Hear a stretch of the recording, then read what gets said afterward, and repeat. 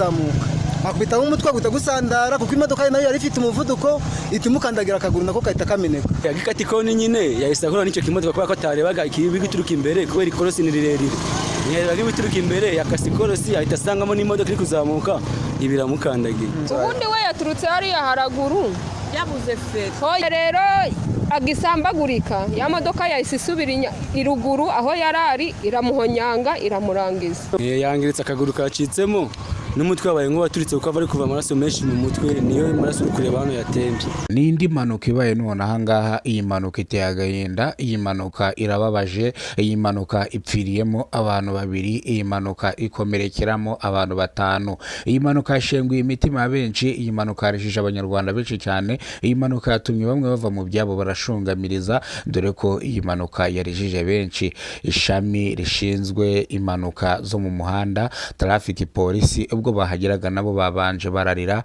bifata ku munwa babonye izi modoka kuntu zakoze impanuka, abantu bakitaba Imana. Imbangukiragutabara ise ihamagarwa byihutirwa kugira ngo ize itabare abakomerekeye mwino mpanuka. Mu kuhagera imbangukiragutabara asanze babiri barangije kwitaba Imana, abandi batanu imbangukiragutabara itangira kubavura, ibona nago iri bushobore kano kazi, itihamagara n'abandi baraza barafatanya bavura abantu batanu bakomeretse bihagije cyane. Babiri bitabye Imana, imodoka ya polisi ishinzwe gutwara imirambo yahise ihamagarwa byihutirwa, yahise ihagera yirukanka. Aba bitabye Imana bahita bajyanwa ku bitaro bya Kacyiru, dore yuko abaganga bari bemeje yuko barangije kwitaba Imana. Abakomeretse bahise bajyanwa ku bitaro bya Muhima byihutirwa, mu kuhagera bahita bakubita tarasiferi yerekera mu bitaro bikuru. Kurya nyuma niho bari kuvurirwa, bariho bari kwitabwaho n'abaganga b'inzobere. Izi modoka zakoze impanuka, imodoka imwe iri mu bwoko bwa Hiace, indi modoka iri mu bwoko bwa Coaster.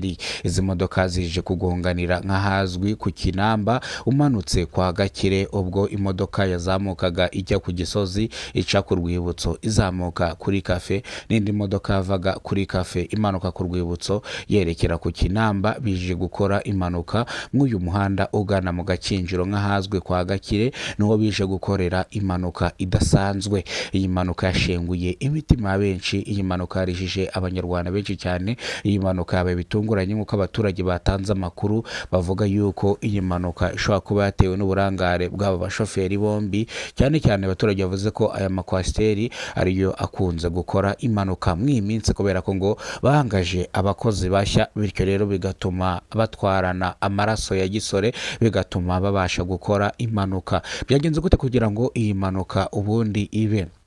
Imodoka iri mu bwoko bwa Coaster yo ubwo yadepasaga mu buryo bwemewe n'amategeko, iyi modoka iri mu bwoko bwa Hiace yamwimye inzira. Birangira rero imodoka Coaster ibuze uko idepasa, irangije ihitigwa mu mukingo. Birangira rero uyu nguyu wari utwaye Hiace we yikomereza. Uyu modoka mu kugwa mu mukingo, abagenzi bari barimo nibo bangiritse, bamwe barapfa abandi barakomereka. Abaturage bavuga yuko rero uyu mushoferi wari utwaye imodoka Hiace we nta kosa afite, kubera ko yabanje guhagarara ngo arebe ibibaye, nawe watangiye guhamagara abahamagariza ubutabazi. Traffic police kihagera babona yuko koko yadepashije mu buryo bwemewe, ariko akaza kurenga umuhanda. Bamubaza impamvu yamwimye inzira, avuga ko atamwimye inzira ahubwo ari uburangare cyangwa ari ukuba atazi imodoka kuba yadepashije nabi, bikarangira imodoka ayituye hasi. Uyu wari utwaye Hiace bamuretse arigendera, ahita hazana break down kugira ngo iyi modoka babashe kuyikuramo hano hasi. Iyi modoka rero bayishwanyaguje kugira ngo n'abagenzi bari basigayemo babashe kuvamo amahoro, dore ko bayikataguye kugira ngo n'abandi batapfuye babone uko bavamo, ariko bavuyemo bafite ubwoba, ubona batarwiyambitse, ubona neza batutubikanye, bamwe barimo bararira, abana barimo barahogora.